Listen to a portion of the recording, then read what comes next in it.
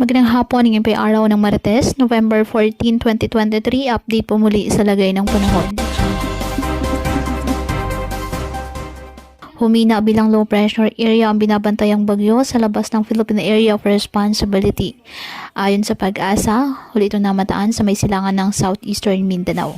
Patuloy pa rin ito na monitor dahil base sa Pag-asa, may posibilidad pa rin itong lumakas muli at magiging bagyo. At inaasahan namang papasok ito ng ating Philippine Area of Responsibility bukas ng gabi o sa Huwebes po ng umaga. At kapag naging bagyo at nasa loob ng PAR, ipapangalan itong kabayan ng Pag-asa. Sa ngayon, hanging amihan ang nakakapekto sa Northern and Central Luzon, habang shear line ang umiiral sa Southern Luzon.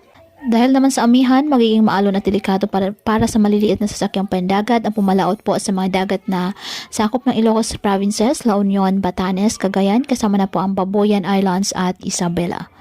Ngayong araw, asahan po ang pag-uulan sa malaking bahagi ng Northern Luzon, maging sa ilang bahagi po ng Central at Southern Luzon at Visayas.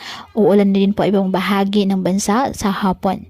Posible po ang heavy to intense rains sa ilang lugar na maaari pong magdulot ng mga pagbaha or landslide. Kaya patuloy po na pinag-iingat ang ating mga kababayan sa banta po ng mga pagbaha o pagguho ng lupa at ugaliin na magdala palagi ng payong o kahit anong panangga sa ulan sa tuwing lalabas ng ating mga tahanan. At yan po muna ang update sa lagay ng panahon ngayong araw. Muli patuloy po tayo na mag-ingat at palaging tandaan, God loves you. Stay safe and God bless.